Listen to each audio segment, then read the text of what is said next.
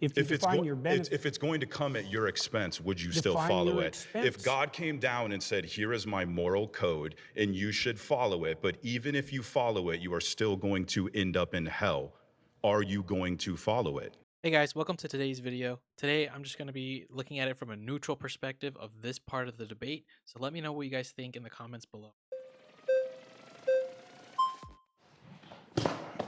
Dr. Peterson? good to see you, man. Pleasure. What's your name? Brian. So the first thing I would like to say is I would like to engage in this discussion in a symbiotic manner.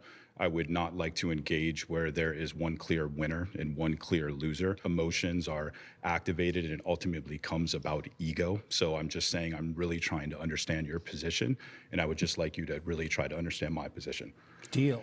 Okay, sounds good. With that, if you're saying that morality and purpose cannot come from science, is the opposite of that true, that morality and purpose can only come from God? That's a way of defining it, yes. Okay. That's right, that's good. So I would say that with regard to the first claim, say, atheists don't understand what they're rejecting, because I would say by definition, God is the unity upon which moral claims are based. That's a definition, right? Okay, if there is a God, what is the purpose of life? Well, in the Christian tradition, the purpose of life is to engage in voluntary, upward, self-sacrifice so that the kingdom of heaven can be established on earth. So you're trying to make it to heaven and avoid hell? Yes, that's a good way of thinking about it. What is the purpose of heaven? Do you understand? Well, so here's the deal. At we minimum, can get it's into the an opposite infinite. of endless suffering. How about that? Okay, and so should we not try to achieve infinite suffering on planet Earth? And if we can achieve infinite suffering on planet Earth without God, you mean avoiding it, if we can do that without God, then does that defeat your claim? Well, yeah, except that it doesn't. You circumvented my initial definition, because I said that by definition, God was the unified source of morality. And so if we engage in a moral exercise... And when you're talking about morality, though, when you really reverse engineer it and you get it down to its root, you're a psychologist, it really seems like it just has to deal with motivation. People are saying there is a God, It's more specific than that.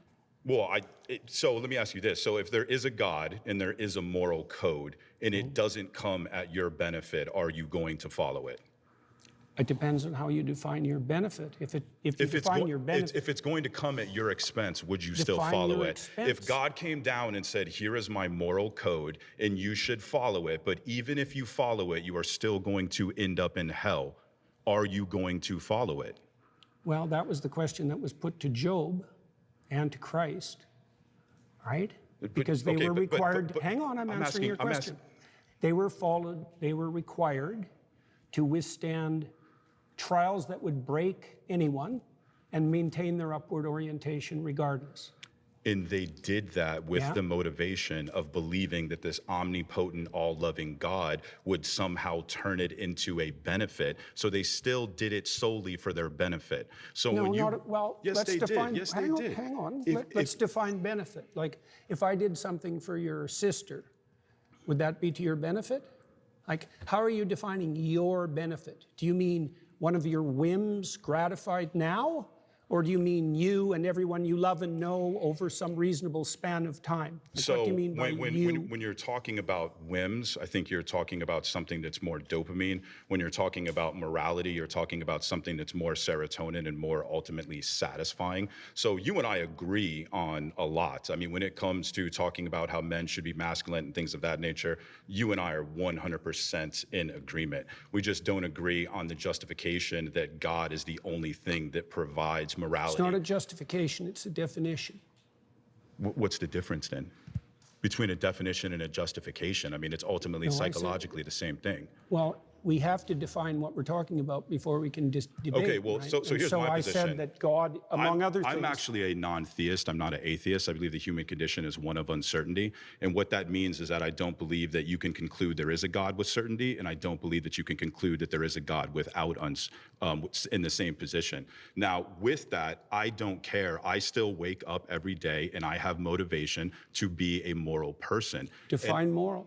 moral, what I ought to do. Okay, and how do you And come to what I that ought to conclusion? do, ultimately, it comes down to what not just benefits me, but what benefits the entire planet, what benefits the entire system. I think that your entire moral perspective comes from linear thinking. And when you look at the reality of the universe, it's actually more so holistic. So when you look at how Aristotle defined God, when he said that there had to be an unmoved moved or an uncaused cause, he was defining God from a linear perspective. And you do the same with morality, and you do the same with purpose. How does my I definition reject of that. morality, how does my definition of morality hypothetically differ from yours? Because you're saying that there's something that exists in a vacuum, that it exists in and of itself, and nothing in the universe exists in a vacuum. Nothing exists in and of itself. It's a whole systems-based morality. It's a systems-based reality. Is there a and hierarchical that is structure? what the quantum Is there a hierarchical structure? Are some things more important than others?